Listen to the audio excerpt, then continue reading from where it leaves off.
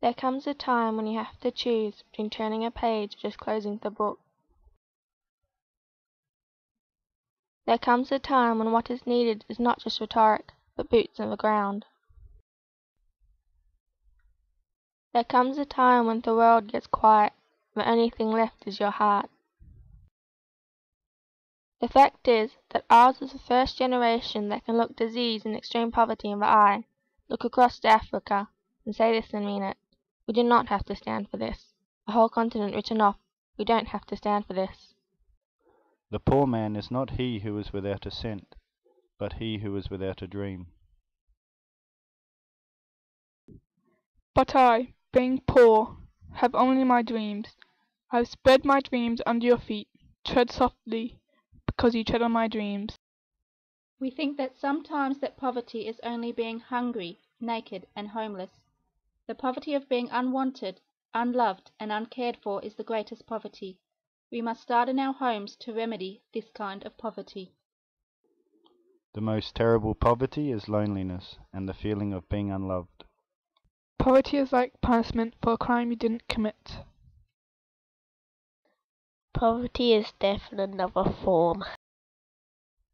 It is not easy for men to rise whose qualities are thwarted by poverty.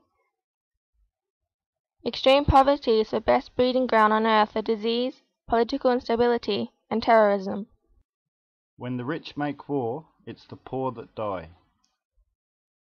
With a small fraction of the hundreds of billions of dollars spent on the Iraq War, the US and Australia could ensure every starving, sunken-eyed child on the planet could be well fed, have clean water and sanitation, and a local school to go to. The poverty of our century is unlike any other. It is not as poverty was before, the result of natural scarcity, but of a set of priorities imposed upon the rest of the world by the rich. Anyone who has struggled with poverty knows how extremely expensive it is to be poor. Affluence creates poverty. The second truism that we must understand is that poverty does not create our social problems. Our social problems create our poverty. Poverty is a weapon of mass destruction. Homelessness is a weapon of mass destruction. Unemployment is a weapon of mass destruction. People who are homeless are not social inadequates. They are people without homes. There comes a time in life when you realize who matters, who never did, and who always will. There is no trust more sacred than the one the world holds with children.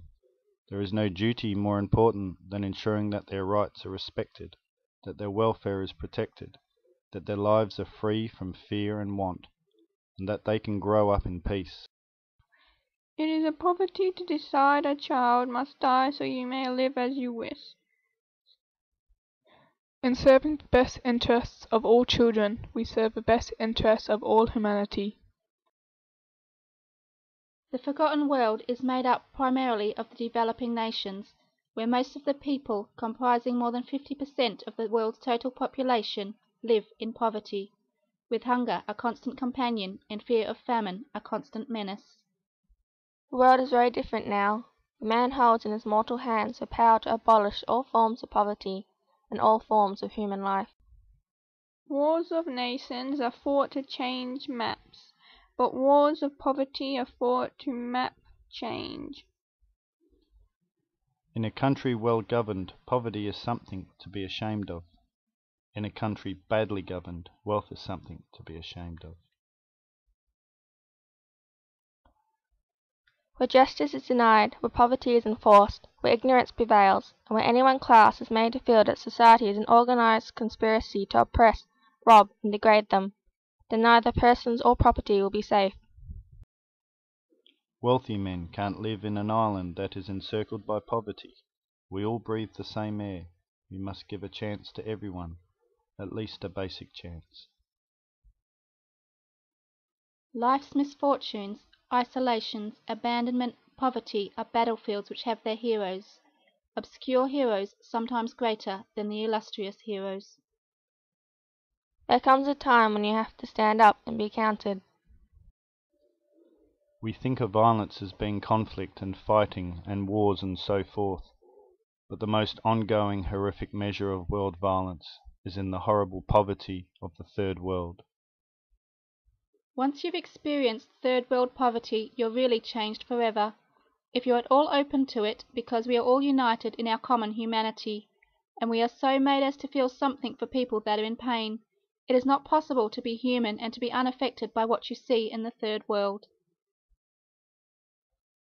Witnessing the extreme poverty in remote parts of Africa can make you feel sad and powerless, until you realize how little it takes to change these people's lives fundamentally in sustainable ways. Somewhere near you, somebody right now is trying to help the indigent and poor, providing food, shelter, clothing, or simple kindness. Overcoming poverty is not a gesture of charity, it is an act of justice. It is the protection of a fundamental human right, a right to dignity and a decent life. When the lives and the rights of children are at stake, there must be no silent witnesses. Do we have the will to make poverty history?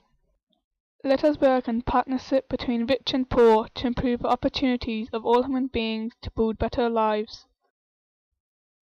My major problem with the world is a problem of scarcity in the midst of plenty, of people starving while there are unused resources, people having skills which are not being used. There's enough on this planet for everyone's need, but not for everyone's greed. We must live more simply, so that the poor may simply live. You must work, we must all work to make the world worthy of its children. Every great and deep difficulty bears in itself its own solution. It forces us to change our thinking in order to find it. All progress is precarious, and the solution of one problem brings us face to face with another problem. The good news is that we have the technology and the tools to alleviate poverty on a global scale. All that is standing in our way is education and will. My vision for the future? A world completely free from poverty. Believe it can be done. When you believe something can be done, really believe, your mind will find the way to do it. Believe a solution paves the way to solution. The secret of success in life is for a man to be ready for his opportunity when it comes. First, say to yourself what you would be, and then do what you have to do. I want to fight poverty and ignorance and give opportunities to those people who are locked out. The talent of success is nothing more than doing what you can do well. Success is the sum of small efforts repeated day in and day out. Remember the poor, it costs nothing.